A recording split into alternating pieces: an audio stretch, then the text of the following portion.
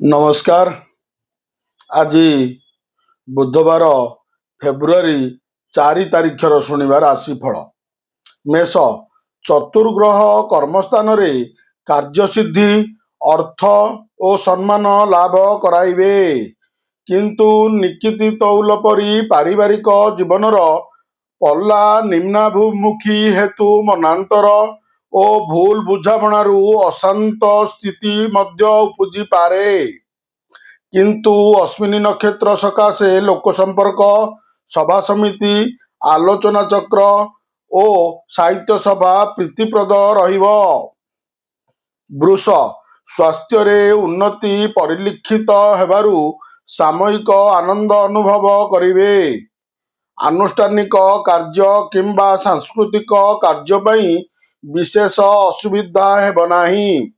ଆଜିର ପ୍ରତ୍ୟୁଷ ଯାତ୍ରା, ଧର୍ମକାର୍ଯ୍ୟ, ଭାତୃ ସମ୍ପର୍କ କ୍ଷେତ୍ରରେ ସଫଳତା ପାଇପାରିବେ।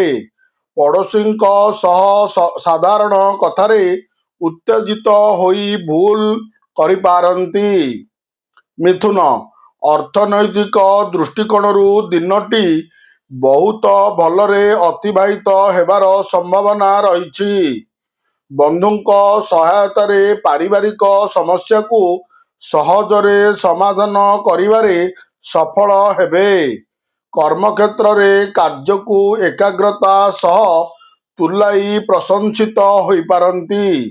ପୂର୍ବ ଶତ୍ରୁତାକୁ ନେଇ ବନ୍ଧୁଙ୍କ ସହ ସମ୍ପର୍କ ହାନି ଘଟିପାରେ। କର୍କଟ, ପ୍ରତ୍ୟେକ କ୍ଷେତ୍ରରେ କାର୍ଯ୍ୟଦକ୍ଷତା ଓ ସାଂଗଠନିକ ପ୍ରବୃତ୍ତିର ପ୍ରଶଂସା ମିଳିବ। କିନ୍ତୁ ସପ୍ତମସ୍ଥ ଗ୍ରହ ବିବାଦରେ ପରାଜୟ ଓ ମାଲିମକଦ୍ଦମାରେ ବିଫଳତା ପ୍ରଦାନ କରିପାରେ। ଆର୍ଥିକ ଅନଟନ ହେତୁ ଆଶା ପୂରଣ ହୋଇପାରିବ ନାହିଁ। ନିଜର ଫାଇଦା ହାସଲ ପାଇଁ ବନ୍ଧୁମାନେ ଫିନ୍· କରିବା ଲାଗି ଯୋଜନା କରିପାରନ୍ତି। ସିଂହ, ସମସ୍ୟା ଆସିଲେ ମଧ୍ୟ ଷଷ୍ଠଭାବସ୍ଥ ରବି ପ୍ରତ୍ୟେକ ପ୍ରତିକୂଳ ପରିସ୍ଥିତିର ସାମ୍ନା କରିବେ। ଭଲ ସମ୍ପର୍କ ନଥିବା କାରଣରୁ ଆତ୍ମୀୟମାନେ ସମସ୍ୟା ସୃଷ୍ଟି କରିପାରନ୍ତି। ସାହିତ୍ୟ ବୈଷୟିକ କ୍ଷେତ୍ରରୁ ବୁଦ୍ଧିଜୀବୀଙ୍କ ଦ୍ୱାରା ପ୍ରଶଂସିତ ହେବେ। ଧାର୍ମିକ କାର୍ଯ୍ୟ, ବ୍ୟବସାୟିକ ସ୍ଥିତି ଓ ବନ୍ଧୁଙ୍କ ସହ ଆଲୋଚନା ଫଳପ୍ରଦ ହେବାର ଆଶା ରହିଛି। କନ୍ୟା, କର୍ମସ୍ଥ ବୃହସ୍ପତିଙ୍କ ଶୁଭଦୃଷ୍ଟି ହେତୁ ପାରିବାରିକ ସମର୍ଥନ ଓ ବାହାର ଲୋକଙ୍କ ସାହାଯ୍ୟ ଆପଣଙ୍କ ପଛରେ ରହିବ। ପରିବହନ, ଜମିଜମା ସମ୍ବନ୍ଧୀୟ ସମସ୍ୟା ଆସିପାରେ।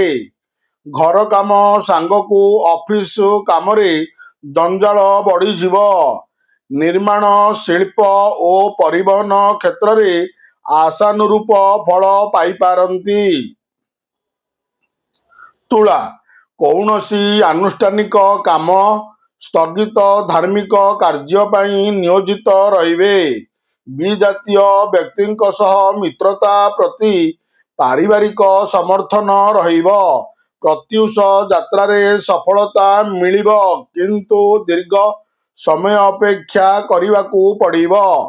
ଶିଳ୍ପ, ବାଣିଜ୍ୟ, ପରିବହନ, କଳା, ସାହିତ୍ୟ ଓ ରାଜନୀତି କ୍ଷେତ୍ରରେ ପ୍ରଶଂସିତ ହେବେ। ବିଛା, ଭାଗ୍ୟାଧିପତି କର୍ମଭାବସ୍ଥ ଯୋଗୁଁ କର୍ମକ୍ଷେତ୍ରରେ ମନ ବୁଝିଲା ଭଳି କଥା କହି ବନ୍ଧୁଙ୍କୁ ଆପଣାଇ ନେବେ। ମନୋରଞ୍ଜନ, ଯାତ୍ରା, ଯାନ୍ତ୍ରିକ ଜିନିଷ କ୍ରୟ, ଦୂରଯାତ୍ରା ପାଇଁ ଦିନଟି ଅନୁକୂଳ ରହିବ। ଚନ୍ଦ୍ର ସହ କେତୁ ଜନିତ ପାରିବାରିକ କ୍ଷେତ୍ରରେ ଟେନସନ୍ ବଢ଼ିବ। ନିଜର ଭଳି ବ୍ୟବହାର ଦେଖାଉଥିବା ବ୍ୟକ୍ତିମାନେ ପଛରେ ଅପପ୍ରଚାର ଚଳାଇପାରନ୍ତି। ଧନୁ, ସମ୍ପର୍କୀୟଙ୍କ ସହାନୁଭୂତି ଆପଣଙ୍କୁ ନୂତନ ଗୃହ, ଯାନ କ୍ରୟ ଓ କାର୍ଯ୍ୟସିଦ୍ଧି ସକାଶେ ସାହାଯ୍ୟ କରିବ। ବିବାଦୀୟ ଘଟଣା ସକାଶେ ଯେଉଁ ଆଶଙ୍କା କରୁଛନ୍ତି, ସେମିତି କିଛି ହେବ ନାହିଁ। ବନ୍ଧୁଙ୍କ ସହ ସାକ୍ଷାତକାର ସାଙ୍ଗକୁ ଦେବଦର୍ଶନ ଏବଂ ଭ୍ରମଣ ସୁଯୋଗ ପାଇବେ। ପରୀକ୍ଷା, ସାହିତ୍ୟ, ସଙ୍ଗୀତ ଓ ପ୍ରତିଯୋଗିତାରେ ସଫଳତା ହାସଲ କରିବେ। ମକର, ବନ୍ଧୁଙ୍କ ଭୁଲ ବୁଝାମଣା ସାଙ୍ଗକୁ ମିଥ୍ୟା ଅଭିଯୋଗ ବ୍ୟତୀତ କରିବ। ଫଳତଃ ମାନସିକ ସ୍ଥିରତା ହରାଇବା ସାଙ୍ଗକୁ ସ୍ୱାସ୍ଥ୍ୟ ସମସ୍ୟାରେ ମଧ୍ୟ ପୀଡ଼ିତ ହୋଇପାରନ୍ତି। ଆବଶ୍ୟକତା ପୂରଣ ସକାଶେ ଧାର କରଜ କରି କାମ ତୁଲାଇ ନେବେ।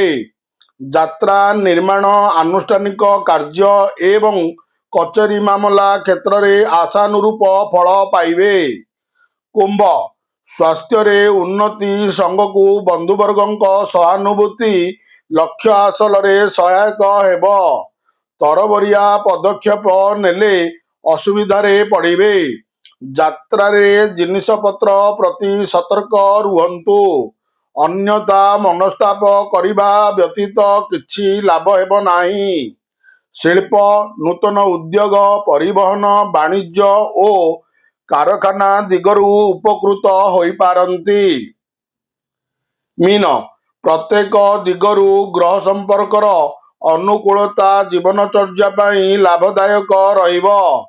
ସ୍ଥଗିତ କାମରେ, ସ୍ୱାସ୍ଥ୍ୟ ସମସ୍ୟାରେ, ବାଣିଜ୍ୟରେ ସମସ୍ୟା ସମାଧାନ ହେବ, କିନ୍ତୁ କର୍ମକ୍ଷେତ୍ରରେ ସହକର୍ମୀଙ୍କ ସହ ବାକ୍ ଅସଂଯମତା ଯୋଗୁଁ ସୁସମ୍ପର୍କ ବ୍ୟାହତ ହେବ।